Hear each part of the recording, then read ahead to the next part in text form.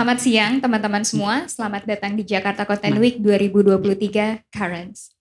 Makin maraknya kehadiran AI, media sosial, dan teknologi digital mengubah kehidupan manusia secara fundamental. Para pekerja kreatif mengevaluasi ulang peran mereka dalam menghadapi isu-isu seperti kesehatan mental, kesadaran konsumsi, ketahanan pangan, keberlanjutan, kesetaraan, dan inklusivitas.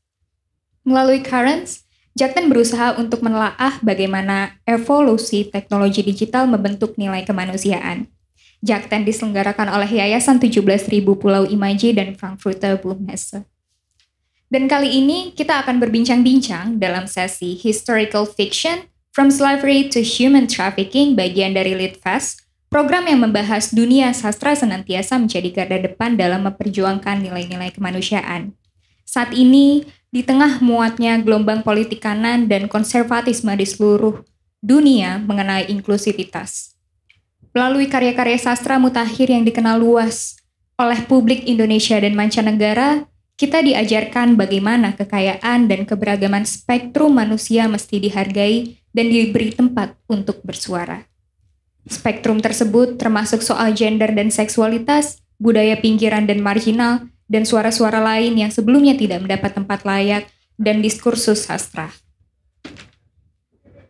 Dalam program Litfest 2023 ini kita akan mengajak para penulis sastra dan orang-orang dalam dunia sastra yang memiliki perhatian pada isu inklusivitas tersebut. Sesi ini didukung oleh Pusat Pengembangan dan Perlindungan Bahasa dan Sastra, Kementerian Pendidikan dan Kebudayaan Republik Indonesia. Moderator kita yang akan memandu diskusi hari ini yaitu Kak Dianita Kusuma Dewi. Karya terbarunya adalah Rumah Duka yang baru diterbitkan oleh Karoka Press serta kumpulan cerita pendek yang menceritakan trauma psikologis para korban tragedi 65-66. Ia juga ikut menerbitkan buku independen Footnote Press dan menjabat sebagai pemimpin redaksi. Untuk Kak Dianita, the floor is yours. Terima kasih. Hari ini saya ganti nama jadi Dianita Kusuma Dewi. Terima kasih. Sebenarnya nama saya Dianita Kusuma Pertiwi. Baik, selamat sore teman-teman semuanya. Senang sekali pada hari ini saya bisa menyapa teman-teman kembali di Litfest. Ini untuk mungkin yang udah kelima kalinya mungkin ya di Jakarta Content Week dari mulai Litbeat sampai hari ini. Jadi senang sekali masih terus partisipasi di sini. Dan hari ini kita udah sampai pada hari yang terakhir pelaksanaan Jakten tahun 2023. Tapi tentunya diskusi kita pada hari ini tidak kalah seru daripada hari-hari yang kemarin. Nah, yang akan kita bahas kali ini tadi sudah disinggung sedikit oleh MC, topik yang sangat kontekstual dan juga krusial untuk dibahas dewasa ini, yaitu fiksi sejarah dari perbudakan sampai jual beli manusia. Kalau ditarik ke sejarahnya, genre fiksi sejarah bisa kita telusuri sampai awal ke abad ke-19, kemudian dalam perjalanannya terus berkembang dan merespons banyak fenomena yang terjadi di masyarakat. Termasuk di Indonesia, fiksi sejarah yang dibuat oleh para penulis kita tidak lagi bercerita hanya tentang raja-raja yang berperan melawan musuh-musuh kerajaan atau perlawanan tentang melawan kolonial Belanda dan penjajahan Jepang. Hari ini, fiksi sejarah kita juga membahas isu-isu yang topikal seperti eksploitasi tenaga kerja manusia atau perbudakan, tentang bagaimana masyarakat miskin, terutama perempuan khususnya, telah dan masih diperlakukan layaknya objek semata. Dan kita hari ini juga masih berhadapan dengan praktik tindak pidana perdagangan orang atau TPPO yang pada beberapa kasus dilakukan oleh kelompok sindikat sehingga kejahatan HAM ini terjadi secara terstruktur. Namun satu hal yang mungkin jarang terpikir oleh kita sadari gitu ya, kalau kita mendengar berita tentang human trafficking adalah bahwa perdagangan manusia yang terjadi saat ini sebenarnya perpanjangan dari perbudakan di masa lalu. Tema sejarah ini penting untuk dibahas, tapi jarang untuk dibicarakan atau direspons di dunia sastra. Dan saat ini sejumlah penulis mengangkat isu ini dalam sejumlah karya mereka. Meski demikian, masih ada sejumlah hal yang perlu kita kaji lebih lanjut. Misalnya, bagaimana para penulis fiksi sejarah ini mengolah tema perbudakan dan transformasinya. Kemudian juga sejauh mana karya-karya fiksi sejarah ini bermain-main antara fiksi dan fakta, di mana keduanya bertemu dan di mana mereka berpisah. Dan pada kesempatan kali ini telah hadir dua narasumber penulis yang telah menerbitkan karya-karya fiksi sejarah yang membahas tentang isu-isu perbudakan. Yang pertama ada Iksaka Banu yang bisa dibilang sudah cukup konsisten dalam menggarap fiksi sejarah selama karir kepenulisannya. Iksaka Banu merupakan seorang penulis kelahiran Yogyakarta. Pada tahun 2014, antologi cerpen kolonialnya Semua untuk Hindia memenangkan penghargaan utama Kusala Sastra Katulistiwa kategori prosa. Kemudian pada tahun 2019, antologi cerpen kolonialnya Teh dan Pengkhianat berhasil meraih penghargaan utama Kusala Sastra Katulistiwa kategori prosa dan penghargaan proses utama dari Badan Pengembangan dan Pembinaan Bahasa Kemendikbud. Kemudian pada tahun 2020, Semua untuk Hindia diterjemahkan ke dalam bahasa Jerman dan ada novel terbarunya yang baru terbit di Mei tahun ini adalah Rasina. Dan kemudian narasumber kita yang kedua adalah Evi Sri Rezeki yang telah menulis 2 novel dewasa muda berjudul Marshmallow dan Sineas. Karya non-fiksinya Twilight, The Freaky Twins Diaries ditulis bersama saudara kembarnya. Selama 10 tahun, ia telah meneliti dunia perkopian, kemudian menghasilkan sebuah tetralogi dan Babat Kopi Parahyangan merupakan buku pertama dari tetralogi tersebut. Selain menulis, saat ini sedang menempuh studi pascasarjana di bidang antropologi di Universitas Padjadjaran untuk memperdalam metode penelitian pada novel-novelnya. Saya persilakan kepada Mas Iksaka Banu dan Teh Evi untuk maju ke atas panggung. Baik, Mas Agus, oke. Berarti bergantian ya mikrofonnya. Untuk pertanyaan akan saya buka dengan pertanyaan untuk kedua narasumber terlebih dahulu gitu ya. Kan tadi sempat saya sampaikan juga kalau Mas Iksaka ini sudah cukup lama menggarap genre fiksi sejarah, sementara Teh Evi mengawali karir menulisnya dari membuat novel-novel dewasa muda. Nah ini kan berarti ada pengalaman yang berbeda dan kemudian juga mungkin momentum untuk memutuskan memilih untuk menulis buku fiksi sejarah itu berbeda-beda gitu ya di antara keduanya. Nah mungkin bisa dimulai dari Mas Iksaka dulu, titik awalnya bagaimana? Apakah mungkin dulu pernah membaca fiksi sejarah terlebih dahulu kemudian tertarik atau seperti apa? Silakan. Selamat sore semuanya, senang berada di sini bersama Anda. Ini sebetulnya pertanyaan yang cukup sering diutarakan ke saya, tapi saya juga senang menjawab karena ini biasanya seru ya. Jadi ketertarikan saya terhadap fiksi sejarah, terutama fiksi sejarah kolonial itu memang dimulai dari sejak kecil ya. Kalau ada pelajaran sejarah semasa SD dulu saya sering bingung ya, kok tiba-tiba sejarah kita itu mendadak dipotong oleh kedatangan orang-orang Eropa dan kemudian mereka ikut menjadi bagian dari sejarah kita. Tapi ketika sudah merdeka, justru zaman kolonial itu seolah-olah ingin dilupakan karena dianggap bukan bagian dari sejarah murni Indonesia. Jadi ada tendensi untuk menghapus atau melompati bagian kolonial itu. Seolah-olah itu memang bukan bagian sejarah kita. Misalnya bangunan-bangunan kolonial kita sudah lihat ya. Banyak sekali yang sudah dirusak-rusak ya. Seolah-olah sana lu bukan bagian dari sejarah gue itu. Kayak gitu. Nah itu saya agak bingung tuh. Pertama masuknya mereka ke dalam sejarah kita. Kemudian yang kedua ketika saya sudah beranjak dewasa dan membaca buku sejarah itu saya juga kembali bingung. Kenapa di dalam buku sejarah kita itu selalu hanya muncul nama-nama besar ya. Baik kedua belah pihak ya. Pihak Belanda maupun pihak kita. Kalau kita buka buku sejarah, lagi-lagi Daendels, terus kemudian Van der Capellen, Van den Bosch, Diponegoro, Antasari dan sebagainya. Lalu kemana si Udin ini? Udin, si Cokro, si Romo ini tempatnya di mana dalam sejarah? Padahal mereka itu ikut mengisi zaman kolonial itu. Juga si Ian, si Kempler, misalnya gitu ya, orang-orang Belanda yang kelas bawah itu. Mereka kan juga mengisi zaman kolonial itu. Bahkan kalau mereka tidak hadir, tidak mungkin kolonialisme itu bisa berjalan begitu lama. Karena sebetulnya mereka inilah yang menggerakkan roda-roda ekonomi.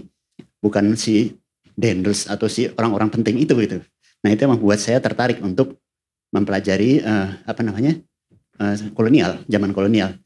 Dan ternyata setelah saya baca, oh ada cerita tentang orang-orang budak belian, nyai segala macam itu ada. Kalau kita cari itu ada, cuma memang nggak masuk dalam buku sejarah kita. Nah itu yang membuat saya penasaran. Saya ingin nulis tentang mereka inilah tuh, supaya orang sama-sama seperti saya. Yuk kita lihat zaman kolonial itu sebagai suatu zaman biasa.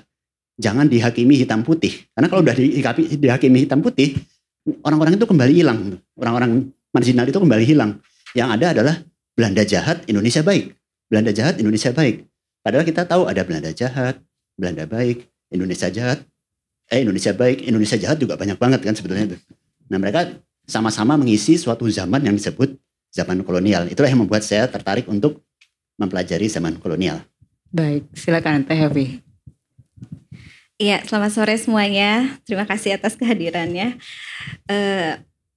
Sepertinya cerita latar belakang saya hampir sama dengan Mas Iksaka. Jadi saya dari kecil juga sangat suka sejarah. Saya berpikir bahwa sejarah ini kok kayak dongeng, kayak hikayat, kayak legenda gitu. Jadi fiksi sekali ya gitu sejarah gitu. Maka saya sangat menikmatinya gitu. Tapi beranjak saya menginjak pendidikan yang lebih tinggi, kok sejarah semakin diberi porsi yang kecil. Seperti sejarah ini gak ada artinya dalam kehidupan sosial. Ini tidak bisa membuat kamu makan, atau ini tidak bisa membuat kamu bertahan di era globalisasi gitu. Kok sejarah ini hilang gitu. Maka karena saya merasa bahwa sejarah ini tuh penting dan dia punya porsi yang sama dengan ilmu-ilmu lainnya yang sama pentingnya gitu, yang membentuk kita gitu justru. Tapi kadung saya lihat kok sejarah tuh selalu ditempeli dengan membosankan, dogmatis gitu. Jadi saya berpikir saya ingin membuat sebuah novel yang ada fiksi sejarah gitu, agar si fiksi ini tuh bisa membuka pintu orang-orang untuk membaca sejarah yang lebih besar gitu. Nah, kemudian yang kedua, sama seperti Mas Iksaka juga tadi, bahwa kenapa ya orang-orang yang besar dan tahun-tahun yang harus dihafal, apa artinya, apa titiknya gitu, apa yang memberikan pemahamannya apa untuk kita. Ini akarnya apa gitu, tahun segini apa gitu, perang di Penogoro 1825 sampai 1830 ini tuh apa gitu, nilainya apa gitu. Karena itu kemudian saya berusaha untuk mempelajari itu, oh ternyata tahun ini seperti ini tuh seperti ini, dan ternyata sejarah itu benar-benar seperti fiksi, banyak sekali yang tidak bisa dibuktikan. Ini tuh ya fiksi, setengah fiksi, tidak bisa dibuktikan, dan ya kamu tinggal klaim aja gitu. Karena itu saya pikir ya kenapa enggak gitu bikin fiksi sejarah. Nah kalau titiknya itu tadi kan kenapa dari novel remaja kemudian saya beralih ke novel sejarah. Ya. Jadi sebetulnya dari dulu saya ingin menulis novel sejarah, tapi kemudian saya belajar meniti gitu dari menulis novel untuk remaja, karena mungkin juga ada kesempatan. Tapi di satu titik saya berpikir bahwa dari kecil saya ingin menulis fiksi sejarah, mau sampai kapan saya tidak berjalan ke sana gitu. Jadi pada tahun 2016 tepatnya, setelah 2 tahun novel Babat Kopi Parahyangan yang harusnya untuk novel remaja juga, itu saya ubah, rombak menjadi novel yang benar-benar saya inginkan gitu. Mungkin menarik nih, saya baru tahu kalau Babat Kopi Parahyangan itu awalnya direncanakan sebagai novel remaja. Tapi mungkin tadi sempat disebut terkait tokoh-tokoh yang gak terkenal gitu ya, namanya mungkin gak tercantum di buku-buku sejarah yang kita pelajari di sekolah. Dari Mas Iksaka sendiri dan Mbak Evi, kalau melihat secara khusus perempuan gitu ya, khususnya dalam sejarah seperti apa pengamatan selama ini? Silakan, mungkin dari Mas Iksaka dulu gak apa-apa. Ini sangat menarik ya, karena sering ditanyakan kepada saya, kenapa buku-buku fiksi sejarah saya tuh tidak memberi porsi lebih besar kepada perempuan. Itu agak susah jawabnya, itu agak ngeri. jadi saya bilang saya ingin berusaha setia dengan sejarah ya. Jadi saya tidak ingin mengubah sejarah. Sejarah itu hanya hadir sebagai latar di cerpen-cerpen atau di novel saya. Sedangkan fokusnya di tokoh-tokoh utama ya. Tapi saya tidak bisa mengubah atmosfer atau perilaku atau strata sosial yang terjadi pada masa itu gitu ya.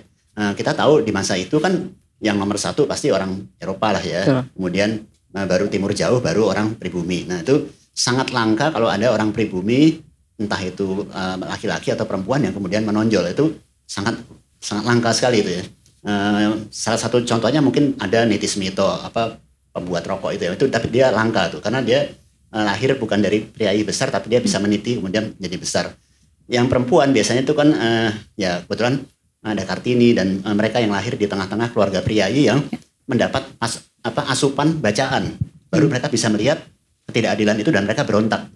Nah kalau tidak ada itu mungkin ada juga di masa lalu, tapi perlawanannya lebih ke fisik ya.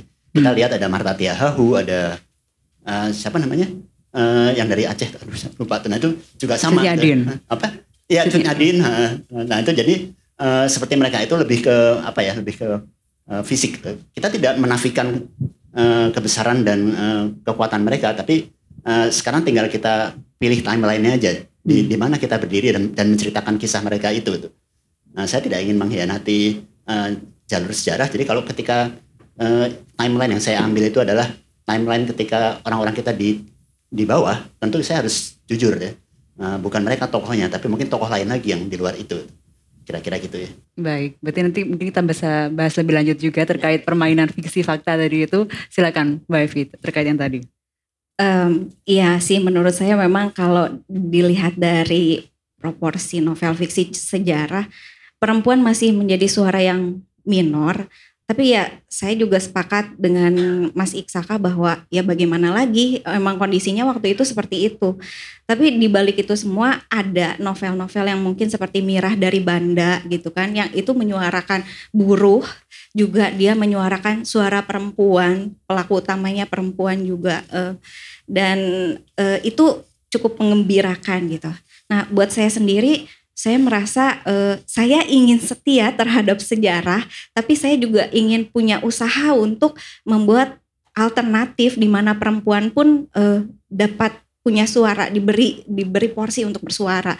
Makanya novel saya bagi porsinya ini, saya tidak bisa menafikan bahwa pada masa lalu itu ya laki-laki sangat bersuara gitu, tapi di setengahnya lagi saya beri porsi untuk perempuan, bahwa perempuan juga bersuara dengan caranya sendiri. Dan ada satu yang menurut saya agak terlupakan, bahwa pada zaman kolonial itu di pegunungan itu masyarakat tuh masih egaliter, di mana keegaliteran itu membuka peluang untuk perempuan tuh punya posisi yang cukup sama gitu, sehingga ketika dia bersuara itu justru tidak aneh gitu. Jadi ya saya pikir mungkin bisa ke depannya ada sudut pandang lain yang membuat perempuan punya suara dalam novel fiksi sejarah. Baik, kemudian mungkin berikutnya untuk Mas Iksaka Banu. Tadi kan perjalanannya sudah cukup panjang gitu ya, mulai dari kecil sudah tertarik dengan sejarah dan kemudian terpikir untuk mengerjakan fiksi sejarah. Nah, apakah memang fiksi sejarah itu semacam ruang yang nyaman untuk Mas Iksaka atau seperti apa? Apakah mungkin terpikir menggarap yang lain atau seperti apa selama ini?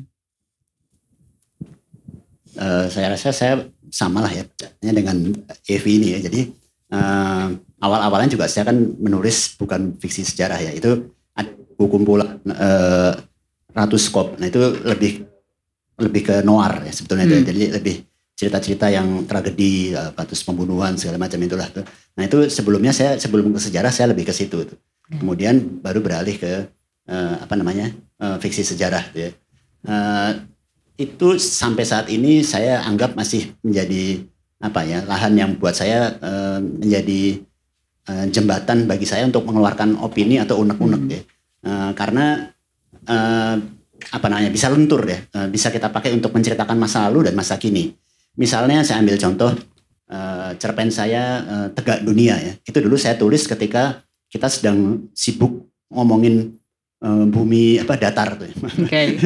Jadi bumi datar, saya bingung zaman sekarang ini kok orang masih mikir bumi datar tuh gimana sih? Jadi saya tulis Tegak Dunia itu menceritakan bahwa di masa lalu sama seperti sekarang, pendeta itu juga sama gebleknya gitu. Jadi dia menyatakan ini loh di Alkitabnya ada seperti itu, buka ayat ini itu sama seperti bumi ini di rata seperti itu. Karena kalau bumi bulat, bagaimana ada bisa tegak berdiri di atasnya tuh kayak gitu. Nah jadi saya pinjam kejadian zaman kolonial itu sebagai suara saya untuk protes kepada keributan yang terjadi hari ini gitu ya. Kemudian variola misalnya itu kan cerita tentang anti vaksin. Jadi zaman dulu ada virus vaksin cacar menular.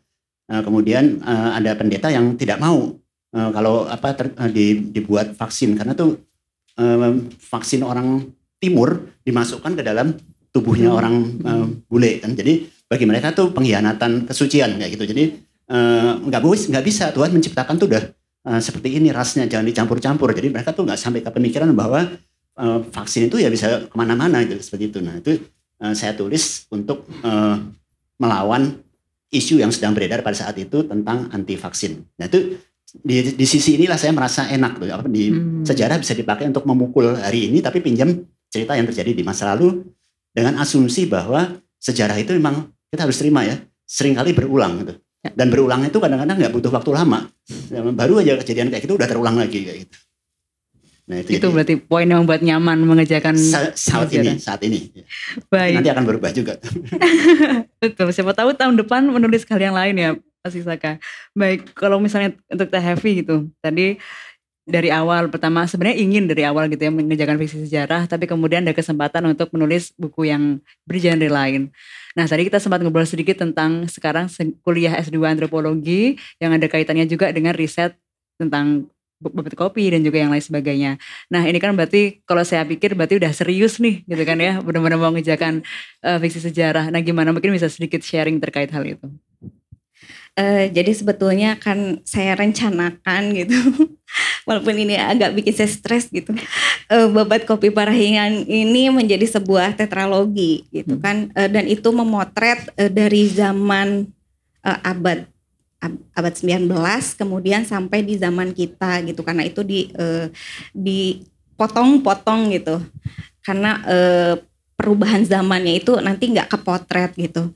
Nah jadi kalau misalnya tadi ditanya nyaman nggak ya nulis sejarah gitu, karena dalam fiksi sejarah saya memang sudah mencampur adukan antara ya tadi itu gitu. Jadi kan di sejarah itu punya 3 dimensi gitu, masa lalu, masa kini, dan masa depan gitu. Ya masa lalu bisa jadi ramalan untuk masa depan dan lain sebagainya gitu, karena dimensi ini itu nggak bisa kepisah gitu.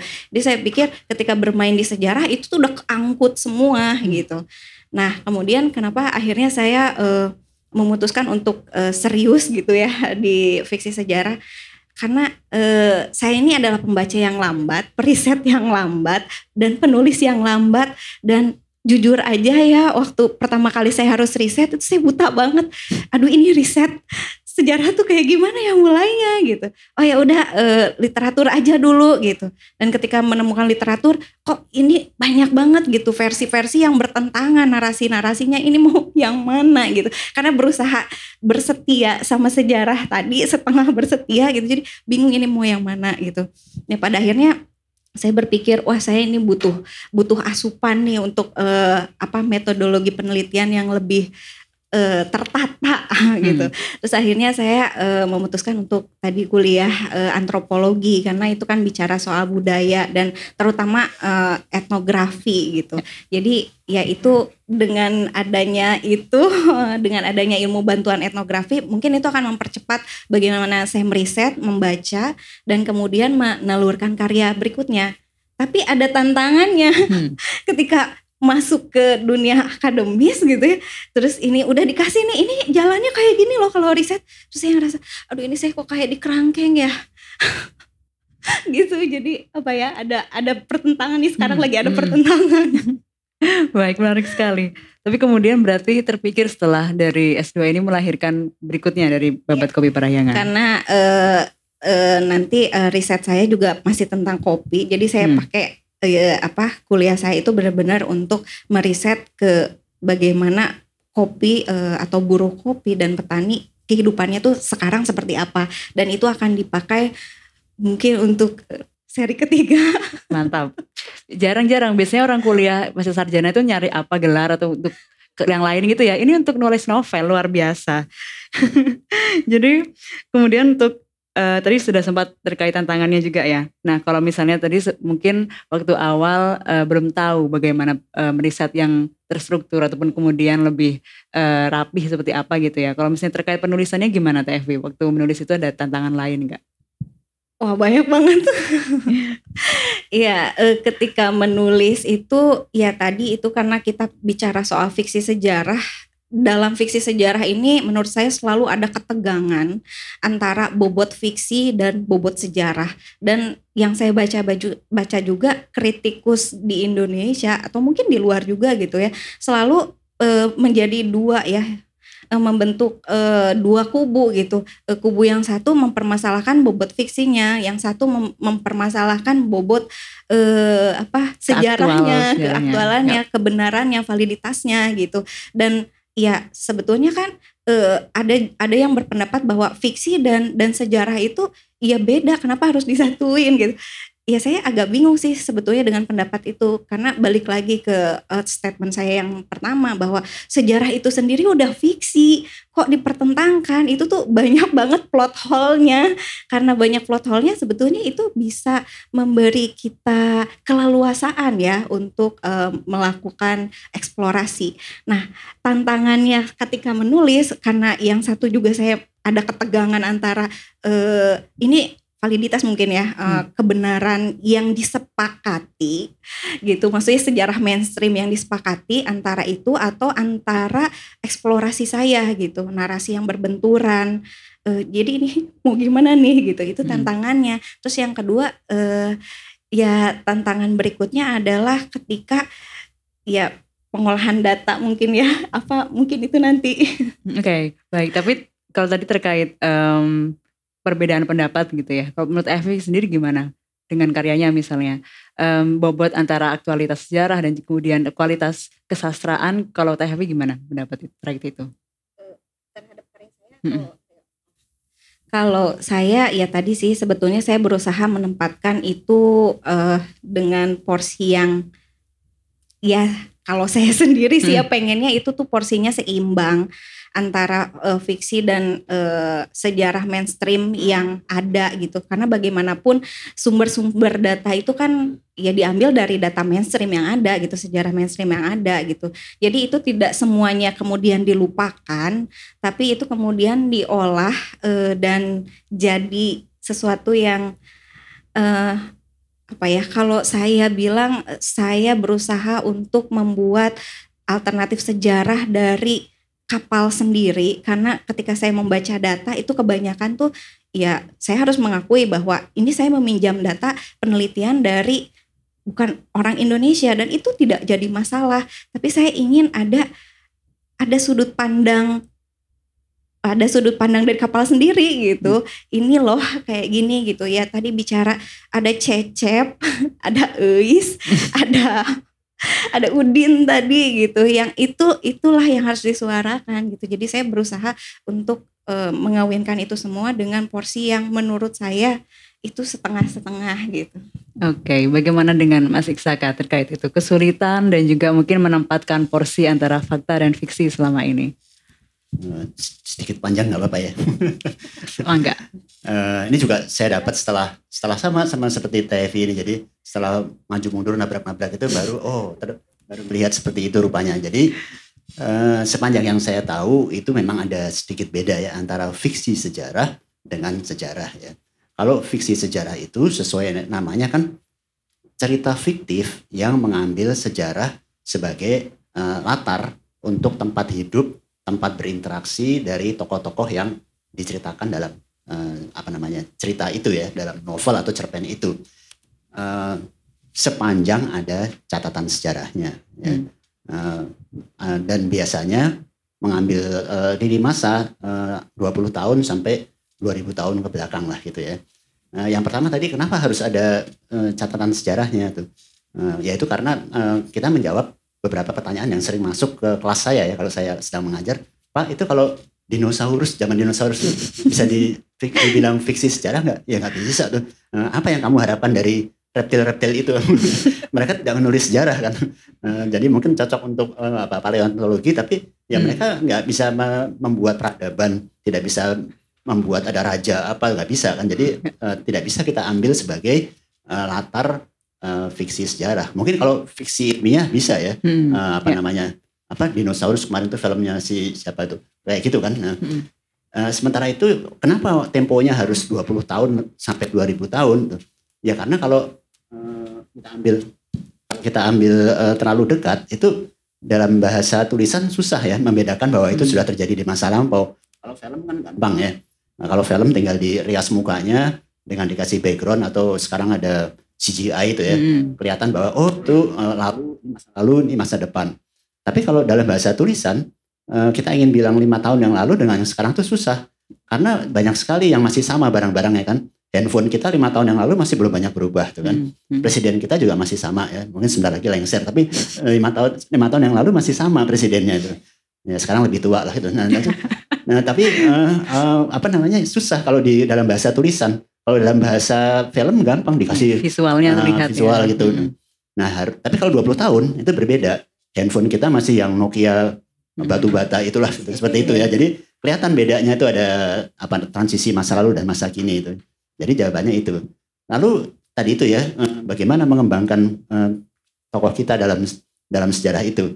Nah kita harus ingat bahwa ada 3 kategori besar dalam penulisan fiksi sejarah ya. Yang pertama kita sebut saja dramatisasi biografi.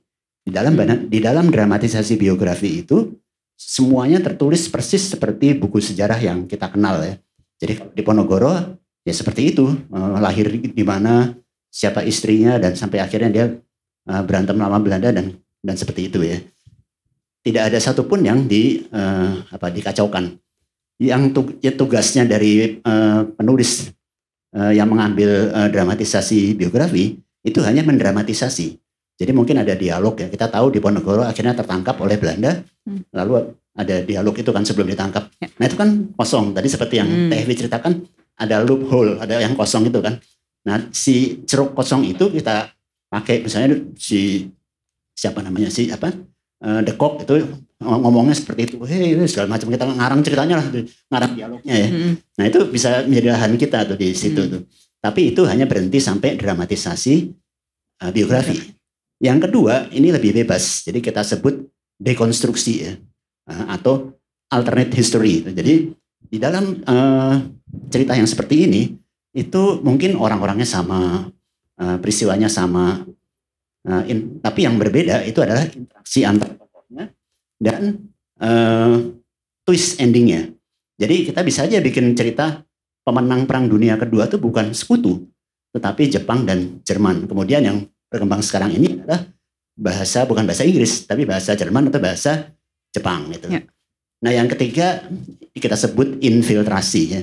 Infiltrasi tokoh fiktif. Nah di sini seperti yang mungkin saya lakukan dan Mbak Teh Evi lakukan. Jadi ada cerita sejarah betul, tapi mereka hanya hadir sebagai latar. Sementara fokusnya adalah di tokoh-tokoh fiktif buatan kita. Mereka inilah bintang filmnya ya. Tapi mereka berinteraksi juga dengan tokoh-tokoh sejarah itu. Bahkan mungkin mereka bisa berantem ya sama tokoh-tokoh itu. Tapi tidak mengubah sejarah. Jadi kalau di Ponorogo misalnya tertangkap, ya dia akan tertangkap di situ. Tidak akan berubah. Tapi bahwa dia kemudian ada dialog dengan si tokoh fiktif kita, bisa masuk ke situ. Nah itu yang kita sebut infiltrasi tokoh fiktif. Nah kita sudah punya lahannya, 3 lahan ini. Tinggal sekarang kita milih. Kalau bagi saya gitu ya, mau pakai yang alternate history, atau pakai dramatisasi biografi, atau infiltrasi. Itu kira-kira ya. Baik, tadi membicarakan terkait fiksi atau alternate history juga terpikir. Kemudian kalau kita membedakan dengan fiksi spekulatif, kira-kira gimana Mas Iksaka? Hampir sama ya, tapi kalau fiksi spekulatif itu kan benang tonggaknya tuh yang sudah tidak ada pegangan ya, kayak gitu ya. Jadi ngaco gitu, kayak gitu. Bukan ngaco sih, tapi memang dibuat seperti itu ya. Jadi absurd seperti itu. Saya rasa agak berbeda dengan tadi itu yang alternate history. Kalau alternate history itu tokoh-tokohnya masih ada, tahun-tahunnya mungkin masih mirip, tapi mereka interaksinya beda dan endingnya beda, twist endingnya beda. Kira-kira seperti itu. Oke, baik. Dan selama ini saat mengerjakan novel-novel Mas Iksaka, khususnya terkait sejarah kolonial, memilih metode yang mana kalau dari 3 tadi Mas Iksaka selama ini? Sejauh ini saya masih memilih yang nomor 3 ya, infiltrasi tokoh-tokoh fiktif ke dalam panggung sejarah ya. Saya lagi mau masuk ke yang tadi itu. Jadi ada tokoh-tokoh yang bukan manusia yang masuk ke dalam sejarah tuh. Saya pengen nyoba sih seperti apa sih itu, seperti itu. Nah, tapi nggak tahu nih, baru masih try and error kan, karena itu bidang baru tuh bagi saya. Baik. Nah tadi kan juga sempat disebut bahwa bulan Mei kemarin Mas Iksaka baru saja menerbitkan novel terbaru berjudul Rasinah. Nah kebetulan tadi waktu hadir ke sini menyiapkan sebuah video, mungkin bisa kita tonton terlebih dahulu untuk cari tahu seperti apa, nanti Mas Iksaka bisa menceritakan lebih lanjut. Silakan dari teman-teman. Oh ya, itu prolog sebelum diputar ya. Ini adalah trailer yang saya putar ketika launching buku Rasina. Sebetulnya bukan film baru ya. Ini kebetulan saya bisa main CapCut ya. Jadi saya sunting menjadi satu cerita yang saya jadikan untuk trailer ketika launching. Terima kasih. Baik.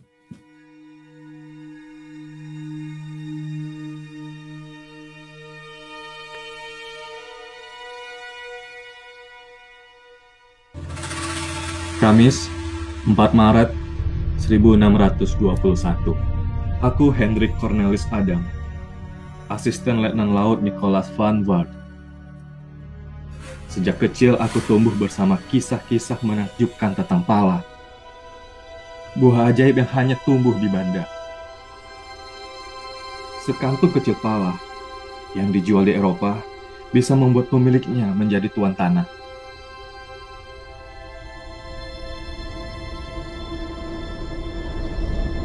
Sayangnya, rakyat Banda lebih senang berdagang pala dengan orang Inggris. Kata mereka, orang Inggris lebih berbudi dibandingkan kita orang Belanda. 20 tahun lalu, orang Banda dibantu Inggris juga sudah lancang membunuh Laksamana Verkut. Itu sebabnya, menurut Gubernur Jenderal Jan Pieter Sun Kun, kami harus menaklukkan Banda, memberi mereka hukuman setimpal.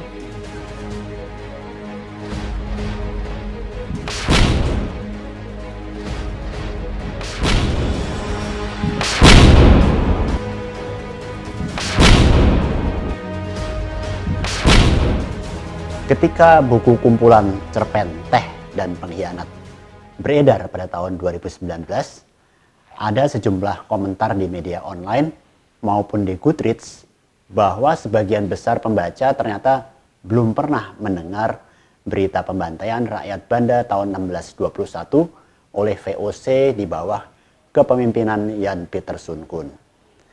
Berita genosida itu adalah fakta sejarah yang bahkan tercatat di pihak Belanda, baik pada saat mereka menulis biografi Jan Pieter Sun Kun maupun di buku khusus tentang Banda. Tapi anehnya tidak direkam secara spesifik di buku sejarah resmi kita. Sementara korbannya sangat banyak.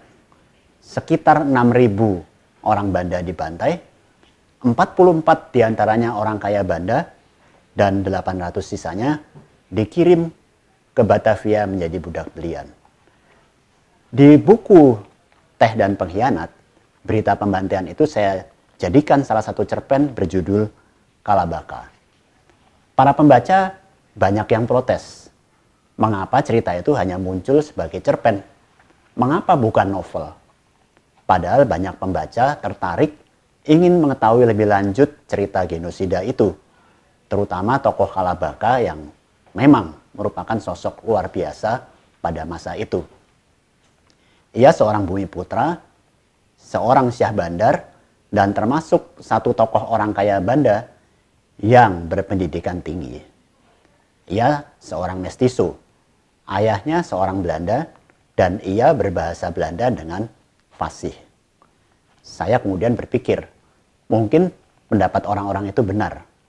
Ada baiknya saya jadikan novel. Siapa tahu dari novel ini berita penting itu bisa diketahui lebih luas lagi oleh generasi muda bahwa kita pernah melewati hari-hari sangat gelap di masa lalu. Selain berusaha merekam peristiwa pembantaian Banda, novel ini juga mencoba mengungkapkan perdagangan budak yang marak terjadi di Hindia, terutama di Batavia pada abad 18 atau kira-kira 100 tahun setelah peristiwa pembantaian Banda itu. Nama budak perempuan itu Rasina, keturunan warga Banda yang selamat dari pembantaian VOC 100 tahun yang lalu. Ia diculik, dibawa ke Bali, dijual ke Batavia, lidahnya dipotong. Sekarang aku tahu mengapa ia diperlakukan seperti itu.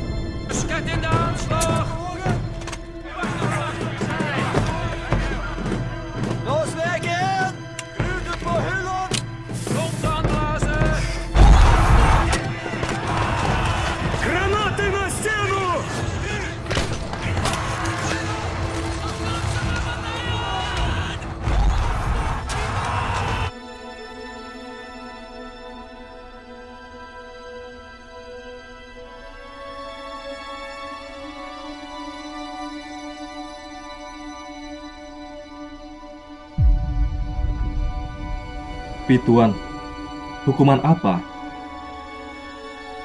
Mereka tak berdosa. Mereka tak berdosa.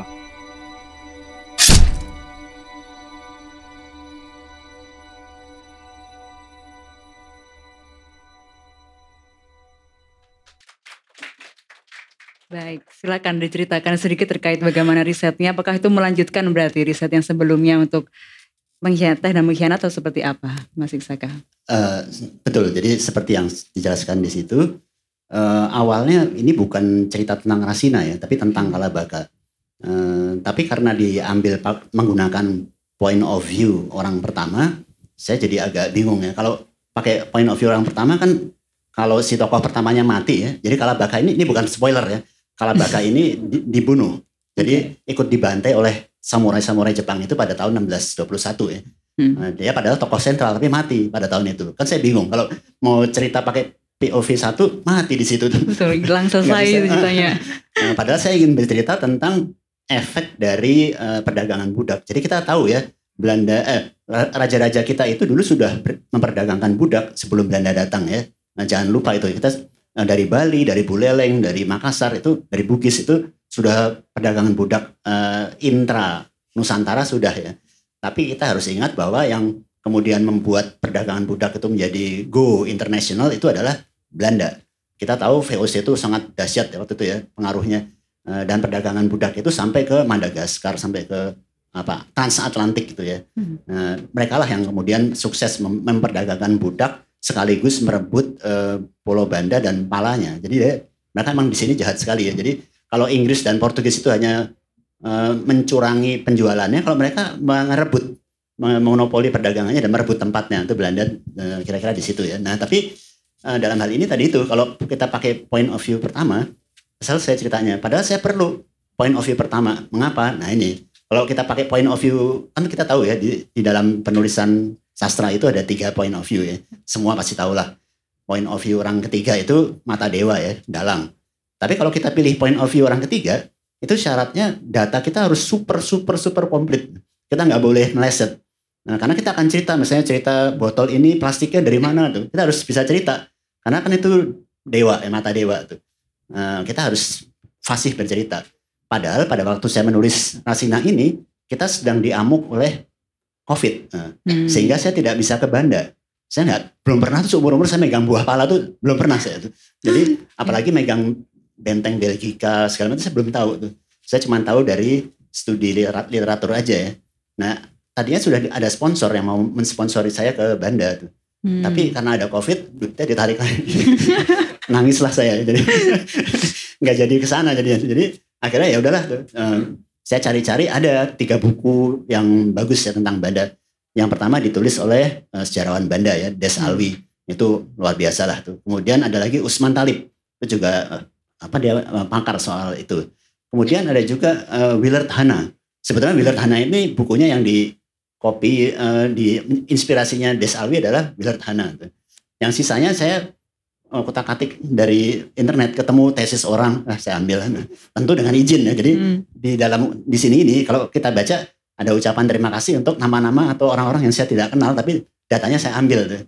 Tesis-tesis dari orang Belanda, tesis orang kita. Tesis Pak Bondan Kanumayoso sebelum jadi buku tuh saya rampok dulu tuh. jadi data-data tentang Om London, Batavia tuh saya pakai di sini gitu untuk buku saya. Dan jadi kira-kira begitu sudah dapat latarnya. Nah saya tetap masih belum berani ya menggunakan point of view orang ketiga. Jadi saya membatasi itu pakai point of view orang pertama. Kita tahu di point of view orang pertama itu kan kalau salah kan wajar. Kan si aku kan bukan nggak ngerti kan. Belum tentu saya tahu ada apa di belakang situ kan. Nah bisa salah. Jadi saya menggunakan point of view orang pertama. Tapi repotnya itu point of view orang pertamanya Kalabaka. Dia sudah mati di tahun 1621. Akhirnya saya bingung, udahlah saya bikin plot kedua. Jadi plot pertamanya 1621. Plot keduanya 100 tahun kemudian. Ketika perbudakan itu mulai kelihatan efeknya ya. Jadi membuat orang Belanda kaya raya kemudian jadi tamak dan nepotisme. Akhirnya itu, dan mereka runtuh akhirnya gitu kan. Nah itu tahun 1755, 50 tahun sebelum mereka runtuh. Saya perlukan itu untuk penyeimbang. Jadi ada 2 plot di sini. Kira-kira begitu ya. Tadi apa sih pertanyaannya? Seperti melanjutkan risetnya tadi yang dari Teh dan Pengkhianat sampai lahir ini. Terus riset itu sama lah kayak Teh Evi ya. Pusing gitu ya. Jadi apa? Mas boleh kasih lihat yang Rasina Bible? Yang karena itu? Saya sangat terbatas ya. Bukan seperti Teh Evi. Saya orang biasa. Jadi dan saya pelupa. Jadi saya biasanya membuat Bible seperti ini ya. Jadi ini adalah supaya saya tuh nggak lupa. Misalnya karakter orang-orang deh, boleh ditayangkan Mas. Meskipun tokoh-tokoh itu fiktif, saya bikin gambarnya. Misalnya, nah itu seperti itu. Itu tokoh utamanya ya itu Jan Aldemar Starhad tuh saya kira-kira tampangnya kayak gitulah tuh. Tampangnya padahal tuh bukan. Dan karakteristiknya nggak tahu siapa juga itu. Ya? tapi saya merasa itu cocok seperti tokoh yang saya bayangkan. Kenapa saya butuhkan ini? Karena supaya saya nggak anakronisme. Jadi di depan itu saya ngomong matanya biru, terus di tengah matanya hitam, kan bahaya kan. Nah jadi saya bikin data statistiknya, tingginya berapa, matanya gimana, sifatnya gimana, saya tulis di situ. Boleh jalan Mas? Lagi Mas? Bisa jalan. Nah juga tokoh yang lain, Jos Borsfeld misalnya, itu anaknya, itu istrinya cerewet, anaknya bandel kayak gitu tuh ya. Saya tulis semuanya tuh, dan hubungannya dengan istrinya seperti apa tuh. Ini karena tokoh pertama dia bolehlah ganteng dikit ya. Lagi Mas. Nah ini sebelum itu, ya ini Ishak ya, ini tokoh yang lain juga. Nah, terus Mas, ini juga tokoh yang lain, terus aja Mas, terus ini Rasina ya, terus. Nah ini tokoh kafirnya, terus lagi. Nah ini termasuk senjata-senjata mereka.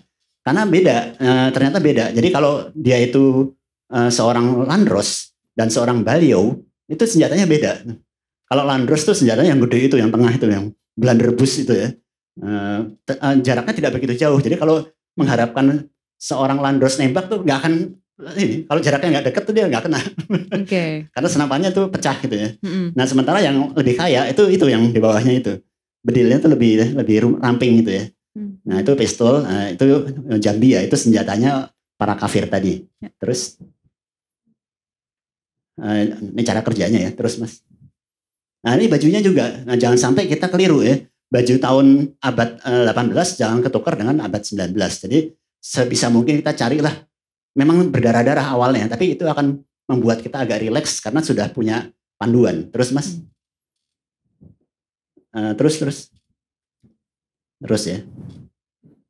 Terus Mas. Terus lagi. Nah ini juga tentang opium. Nah jadi bola-bola opium itu seperti itu bentuknya, jangan sampai kita keliru menyebutkan ya. Terus Mas.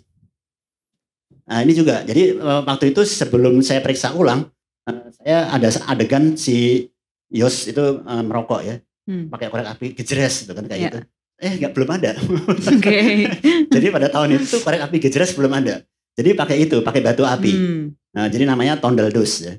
Nah, jadi itu ada kotak, isinya itu batu api dan serbuk yang mudah terbakar. Nah, jadi di batu itu dipukulkan ke situ, menimbulkan api, barulah lilin atau apapun ditaruh di situ, dibakar. Terus, nah ini pipanya. Terus. Nah ini model untuk landhuis atau rumah villanya si tokoh Henk de Vries ya. Itu bawah tuh lonceng budak seperti itu, sehingga kita tidak keliru ketika menggambarkan lonceng budak itu seperti apa. Terus Mas, nah, ini rumah Kapitan Cina. Kapitan Cina cukup mewah rumahnya, ada kolam dan biasanya dikasih ikan ya. Terus. Nah ini juga perlu, jadi karena saya orangnya pelupa, supaya nggak keliru ya, dia berjalan ke kanan, kemudian membelok ke kiri, tadi salah tuh, tadi dia ke kiri dulu, nah daripada kita salah begitu, kita bikin peta, kita bikin denah ya, jadi biar mata kita yang pelupa ini, lihat lagi gitu, tadi sebelah kiri, istalnya di sebelah kiri, seperti itu ya, ini rumahnya de Vries ya, lagi, ini juga salah satu rumah di situ. Lagi Mas, nah ini rumahnya Yos. Nah ini sebelumnya, nah ini Ya, ini adalah kantornya Jos Borsfeld sebelum dia ditransfer ke Batavia, itu ada di Pulau Decima di Jepang. Terus, nah ini tadi itu tokoh-tokoh fiktif, kalau ini nih tokoh-tokoh nyata ya. Terus Mas, nah, ini ada Jacob van Meck, ada Jan Peter Sundkun, terus aja Mas, jalan terus. Terus. Ini karena tokoh-tokoh nyata, saya harus tulis supaya jangan bolak-balik lihat file lagi ya. Terus Mas, terus aja lah. Nah ini bentuk kapalnya, bagian-bagian kapalnya jangan sampai kita keliru menyebutkan ya. Tempat di mana kapten tuh di mana tuh, si anak buah tuh di mana, kita tulis di situ lah. Terus Mas. Nah ini juga, ini benteng Nassau, jangan sampai kita keliru. Oh tiang meriamnya di sebelah kanan loh, ini ada gambarnya, kenapa nggak dimanfaatkan gitu ya. Terus Mas, ini fotonya terus. Nah ini adegan pemenggalan yang sebetulnya terdapat di sana di Banda ya, tapi karena saya tidak ke Banda, saya hanya dikirimi gambar ini oleh teman saya dari Banda ya. Ini konon lukisan besar tentang pembantaian orang-orang Banda itu. Terus Mas, ini benteng Belgika ya. Terus aja lah. Ya, saya rasa gitu aja lah ya. Itu cukup ya. Luar biasa, jadi kita sudah melihat juga tadi ya, seperti apa dapur penulisannya Kak Isaka Banu. Jadi mungkin terakhir ke Teh Evi gitu ya, terkait tadi sudah dibagikan banyak oleh Pak Isaka terkait bagaimana dia meriset, kalau dari Teh Evi sendiri seperti apa. Mungkin dulu waktu residensi, terus kemudian melakukan riset, dan pada akhirnya sekarang rencananya yang berikutnya juga akan seperti apa ceritanya. Jadi saya tadi terkesima, wow rapi banget Mas, serius. Jadi saya melakukan riset yang seperti itu, tapi saya hanya saya merapikan file untuk tokohnya saja. Dan jadi kalau saya nyari file tuh bener, kalau nggak dibikin Bible kayak gitu, bajunya di sebelah mana ya? Oh ya ampun, ini denahnya gimana ya? Bahkan denahnya saya coret-coret aja, nggak serapi itu. Luar biasa banget. Nah, kalau saya tadi kalau Mas Iksaka kan nggak bisa datang nih, karena saya mengambil ranahnya masih perkebunan kopi di Jawa Barat.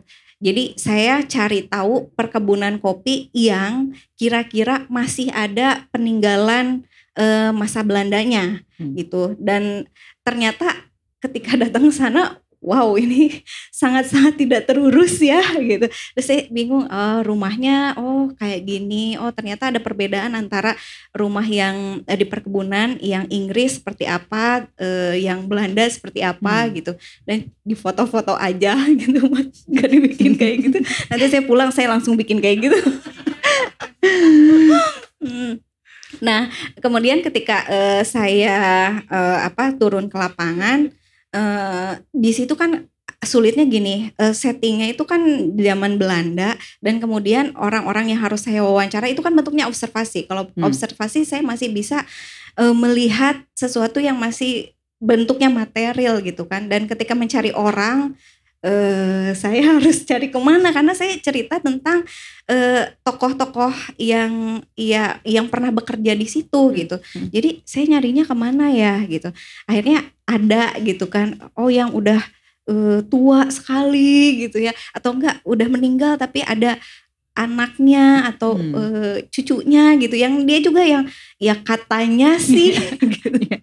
Terus ya udah akhirnya saya boleh lihat fotonya enggak, dan itu juga sangat kesulitan. Kenapa? Karena pada akhirnya orang-orang yang kebanyakan yang bekerja di sana yang menjadi buruh itu ya mereka tuh memang tidak terdokumentasi. Terdokumentasinya ya kayak misalnya di buku Pak Indarto itu ada sih banyak gitu orang perkumpulan, tidak spesifik satu orang gitu, tidak ada life history satu orang gitu. Dan ya kemudian saya harus berkompromi untuk mencari, ya memang harus mencari orang yang pernah menjabat minimal menjadi mandor gitu, dan ada gitu dokumentasinya setidaknya di rumah dinas atau lain sebagainya gitu. Jadi ya perjalanan observasinya tuh harus kemana-mana gitu, harus dibandingkan, karena kan saya cerita soal Jawa Barat. Jadi apakah satu perkebunan itu bisa bisa mewakili gitu. Jadi akhirnya saya bandingkan gitu. Jadi ada tiga perkebunan. Yang sulitnya nih untuk observasi seperti itu, seperti Mas Iksaka mungkin tadi ya, harus nabung dulu. Harus nabung dulu, misalnya mau ke Jakarta, Jakarta zaman dulu kayak gimana gitu. Terus atau enggak, saya juga kan ada adegan apa di laut gitu, saya pengen lihat kapal lautnya seperti apa. Untung saya datang ke museum bahari itu sebelum terbakar. Jadi saya masih bisa foto-foto, ini kayak gini dan kosong waktu itu. Kayaknya jarang pengunjung gitu. Jadi ketika saya harus datang untuk mencari tahu lain-lainnya, itu ya saya mesti nabung sih, itu tantangan ya. Untungnya dapat residensi buat buku yang kedua. Itu sangat membantu sekali gitu. Untuk kedepannya sebetulnya karena saya sudah terbantu risetnya dengan residensi tahun 2019 ya, itu sebetulnya tinggal diolah. Ada sebagian karena ceritanya kemudian bergeser dari buruh di Jawa Barat itu kemudian bergeser ke buruh di Jawa Tengah dan di Jawa Timur gitu. Nah yang sulitnya ketika saya akhirnya sekarang ngolah lagi, ini kurang datanya. Aduh, mau datang ke sana nabung dulu. Gitu mungkin ya. Ya semoga aja sih bisa secepatnya. Semoga. Baik, terima kasih Mas Iksaka dan Teh Evi. Mungkin saya beri kesempatan kepada teman-teman audiens untuk menyampaikan pertanyaan. Mungkin dari sebelah kiri dulu, yang kedua dan ketiga. Silakan.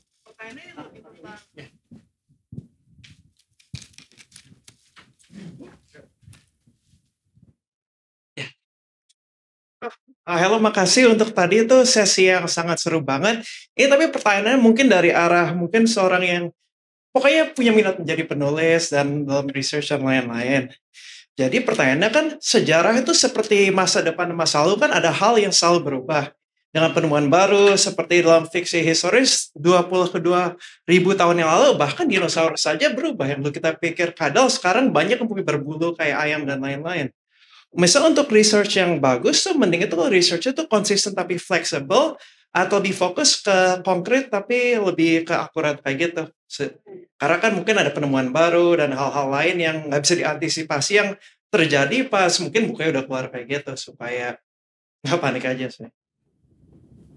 Baik, terima kasih. Sudah cukup pertanyaannya? Baik, mungkin bisa langsung direspons. Untuk Mas Iksaka terlebih dahulu. Oke, kalau ya saya sepakat sih, misalnya kayak penemuan Gunung Padang ya yang baru terjadi, ya yang booming sekarang gitu, dan itu ternyata sudah ada peradaban 20.000 tahun yang lalu dan itu kayaknya bertentangan banget gitu ya dengan sejarah-sejarah gitu. Gimana ya? Kalau misalnya saya sendiri mengalami perkembangan karena risetnya lama gitu ya, proses nulisnya 7 tahun dan dalam waktu 7 tahun itu dinamika kopi, keterbukaan terhadap sejarah yang asalnya sedikit sekali karena tumbuh tumbuh secara ekonomi, kemudian jadi banyak sekali sumber-sumber yang tertarik untuk mengeksplorasi atau meriset tentang kopi dan itu jadi kayak gelombang tsunami informasi buat saya sendiri gitu. Tapi kemudian saya balik lagi ke niat awal, itu seperti Mas Iksaka bilang tadi, ada 3 pilihan ya fiksi sejarah yang mau kita ambil. Nah, ya itu jadi pedomannya ketika misalnya saya ngambil yang ketiga, karena itu fiksi dan sejarahnya berimbang, ya sudah gitu, karena lagian narasinya juga ya sejarah itu kan ada plot hole-nya, jadi gak perlu panik ketika ada penemuan baru gitu. Menurut saya gitu, jadi kembali ke kita mau bikin model seperti apa, itulah riset yang akhirnya kita pegang gitu. Kita kan fiksi sejarah ya. Jangankan kita ya, sejarawan saja itu terbuka untuk perubahan ya. Jadi kita nggak perlu takut lah, kita kan fiksi sejarah sebetulnya. Ini bukan excuse ya, bukan excuse tapi memang kita fiksi sejarah. Jadi sedangkan sejarawan saja seperti misalnya kita baca bukunya Peter Carey tentang Diponegoro ya. Kita dulu mana tahu Diponegoro itu minum wine kan. Ternyata kan dia tidak seputih yang kita pikir. Tapi itu fakta, itu fakta dan itu tertulis di Babad yang babat yang dia tulis sendiri dan mungkin dulu tidak pernah terekspos sebelum buku itu terbit ya. Nah, jadi ya kita harus lentur ya melihat jangan inilah bedanya dengan sorry to say ya, misalnya dengan Bible atau dengan Al-Qur'an ya, itu memang nggak bisa diubah tuh. Tapi kalau sejarah dari ilmu pengetahuan itu kan selalu terbuka untuk pembaruan. Kalau edisi ini dia masih ngomong begitu, nggak apa-apa. Mari kita berharap ada cetakan kedua. Ketiga, keempat, dan 67 seperti bukunya Leila. Baik, terima kasih. Pertanyaan yang kedua, silakan.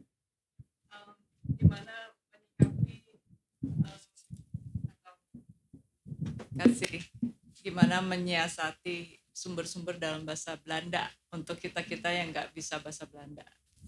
Baik, terima kasih. Silakan.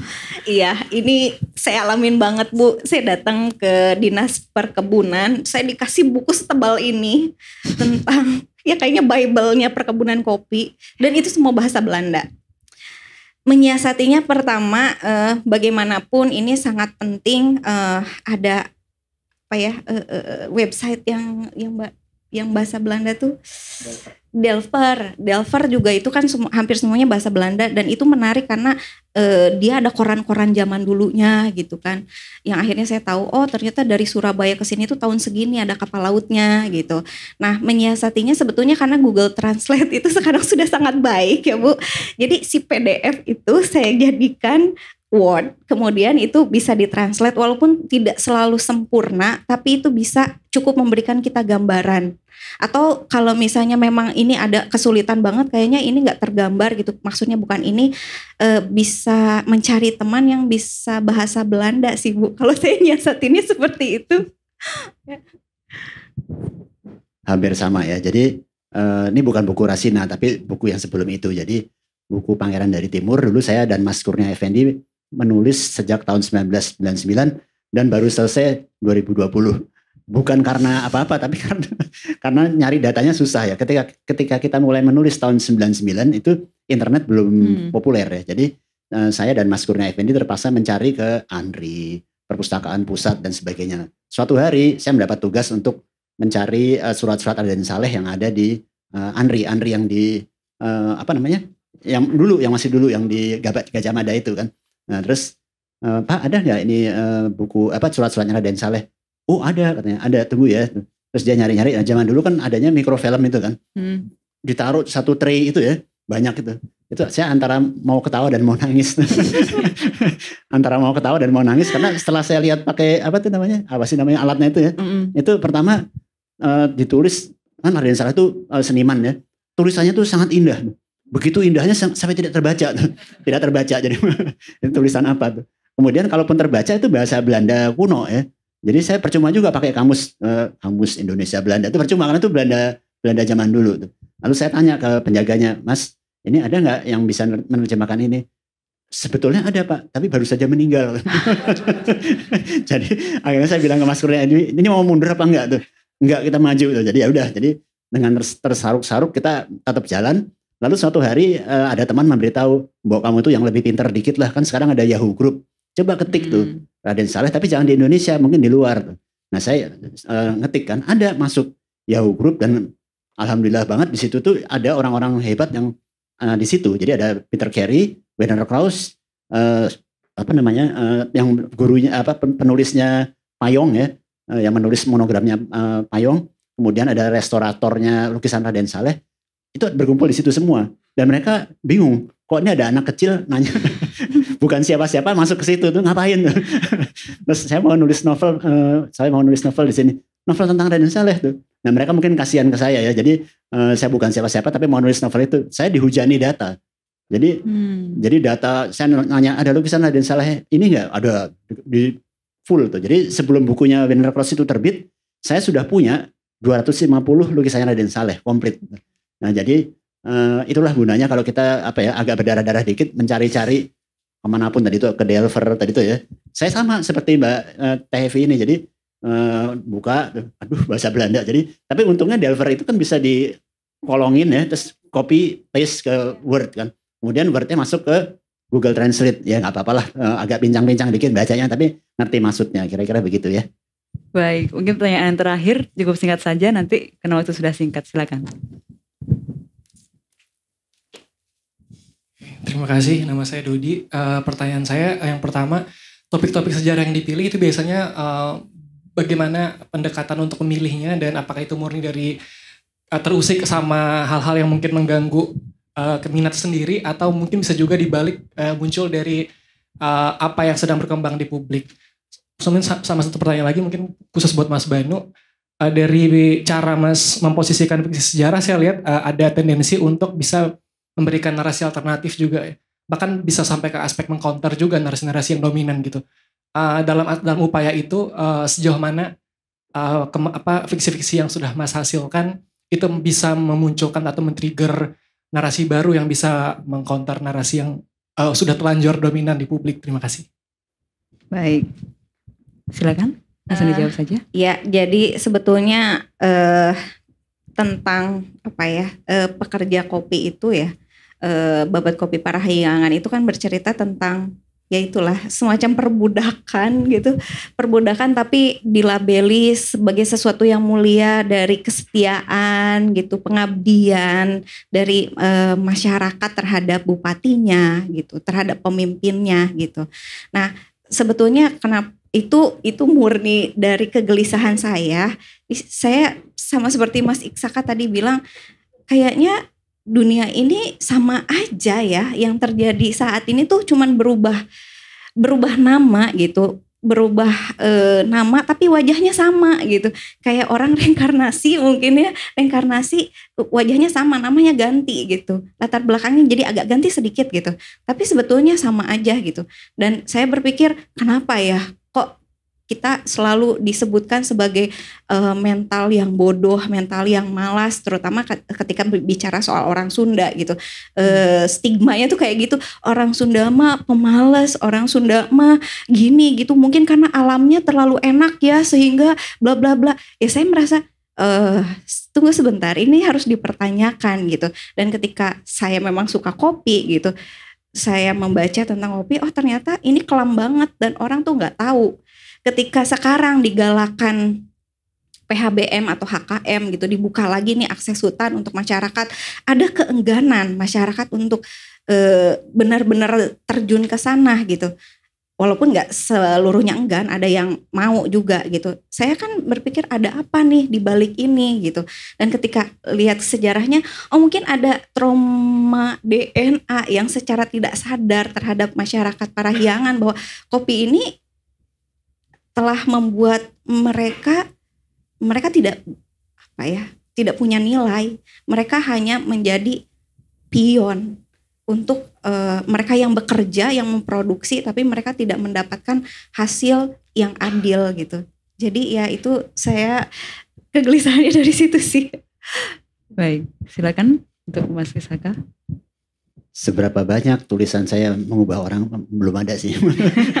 Tapi saya senang kalau ada orang mereview cerpen atau novel saya dan memaki-maki saya. Dan jadi itu saya senang karena berarti dia membaca karya saya. Jadi ketika semua untuk India itu terbit pertama kali ya, feedbacknya tuh sangat buruk. Jadi saya dianggap penjilat kulit putih, jadi white boot lickers. Jadi penjilat sepatu Eropa, sepatu kulit putih. Karena apa? Karena di dalam buku-buku saya itu Belandanya nggak jahat. Jadi Belandanya tuh ya ada yang jahat, ada yang baik. Orang Indonesia juga begitu, ada yang baik, ada yang jahat. Jadi mereka manusia-manusia biasa, manusia-manusia kecil yang tidak terpindai oleh buku sejarah. Nah, mereka itulah yang menjadi pahlawan-pahlawan saya dalam buku-buku atau cerpen-cerpen saya itu. Nah, itu rupanya nggak serp. Tadi itu bicara mindset ya. Mindset kita tuh mungkin karena udah tercuci. Kita dijajah 350 tahun loh, padahal enggak loh. Kalau Anda kurangin 1945 dikurangi 350 tahun itu Belandanya belum datang tuh. Jadi bagaimana bisa menjajah tuh. Nah, tapi itu udah mindset sehingga pokoknya kalau Belanda itu jahat, Indonesia itu baik kayak gitu. Jadi kalau sampai Anda bilang ada Belanda baik, Anda tuh mungkin dua tuh, Anda tuh penjilat atau Anda tuh nggak ngerti sejarah. Jadi gitu. Ada yang menulis review seperti itu. Jadi ya nggak apa-apa. Berarti dia baca buku saya kan. Tapi untunglah di cerpen-cerpen berikutnya kemudian di Teh dan Pengkhianat itu sudah agak berbeda ya. Karena mungkin mereka sudah tahu, oh ini yang mau diomongin ini adalah orang-orang kecil. Jadi Belanda dan zaman kolonial tetapi bukan nama-nama besar. Mainkan tokoh-tokoh kecil yang sama-sama hidup di zaman itu. Orang Belanda yang bertetangga dengan orang Indonesia. Mereka mungkin lebih galakan orang Indonesianya mungkin gitu. Jadi dalam cerpen-cerpen saya itu seperti itu tuh. Jadi kalau ditanya apakah ini mengubah, ya belum. Kecuali Pram ya. Kalau Pram mungkin sudah membuat sensasi besar. Kalau saya dibaca orang dan dimaki-maki orang pun saya sudah suka. Karena berarti dia membaca buku saya. Terima kasih. Baik, terima kasih.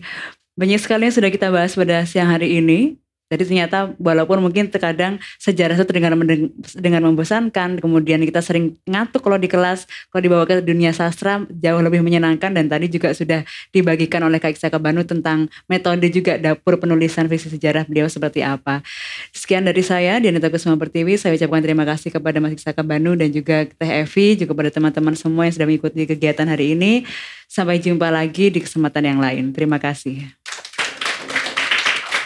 Baik, terima kasih banyak sekali lagi untuk Pak Banu, Mbak Evi, dan juga Mbak Dia for the insightful discussion.